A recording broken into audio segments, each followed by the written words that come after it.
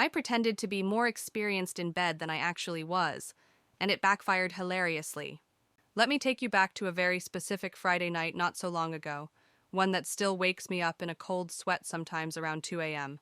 So, I'm 21, still figuring out life, still figuring out myself, and definitely still figuring out sex. Now, I'm not totally clueless. I've had some experience, but I wouldn't call myself a seasoned pro either. I think of myself more like a guy who watched the training montage but skipped the actual sparring sessions. Anyway, there's this girl. Let's call her Ava. Ava is, in every measurable way, out of my league. Not in a self-deprecating way, I mean objectively. The kind of woman who walks into a room and people actually pause mid-sentence. She's funny, confident, cool in that effortless way that makes you question whether you've ever looked natural blinking before. Somehow, through the miraculous alignment of Tinder swipes and the occasional witty comment, we matched. We chatted for a few days, and there was an undeniable spark. She was into me. I don't know how or why. Maybe it was the beard. Maybe it was the mutual love of indie horror films. Maybe the algorithm glitched. But it was happening, and before I knew it, plans were made. Her place, drinks.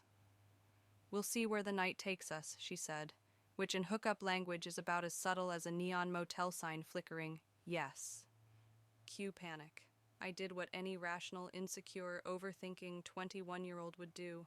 I decided to pretend I was way more experienced than I actually was. Don't get me wrong, I didn't lie outright.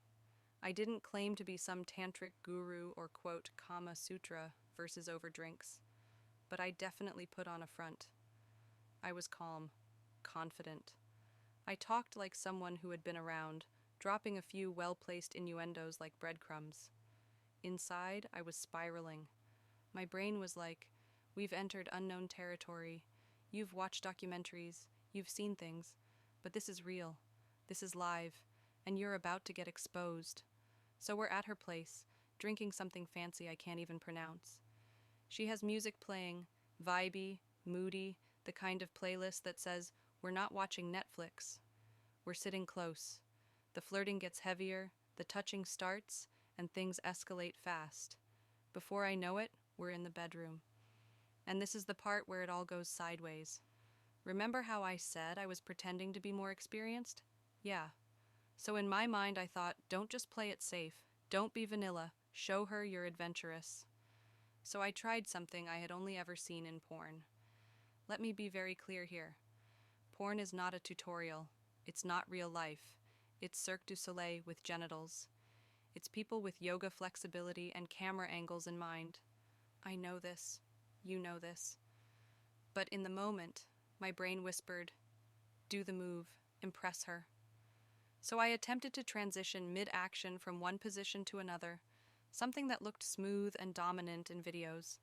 In reality, it was neither. I didn't communicate. I didn't check in. I just sort of went for it. And that's when disaster struck. I tried to flip her around while adjusting my own position, some pseudo-acrobatic twist thing, and completely miscalculated the physics. As I leaned in and moved my leg, I lost balance. She leaned up slightly, not expecting me to move. Our heads collided. Hard. I headbutted her. I headbutted her. There was a second of complete silence, the kind that feels like someone hit pause on the world. Then she burst out laughing. Not a polite giggle, a full-on, belly-shaking, face-covering laugh. I froze, utterly mortified. She kept laughing and I couldn't help it. I started laughing too. What else do you do when you've just cracked skulls mid-coitus? Between laughs, she managed to say, "What the hell were you trying to do?" And like the absolute genius I am, I replied, "I don't know. Something cool?" We lay there in a tangled mess of limbs and embarrassment, just laughing. And honestly, that moment of ridiculous honesty probably did more for our connection than any fake sexual prowess could have. But let's be real. The magic was gone. The headbutt kind of killed the mood.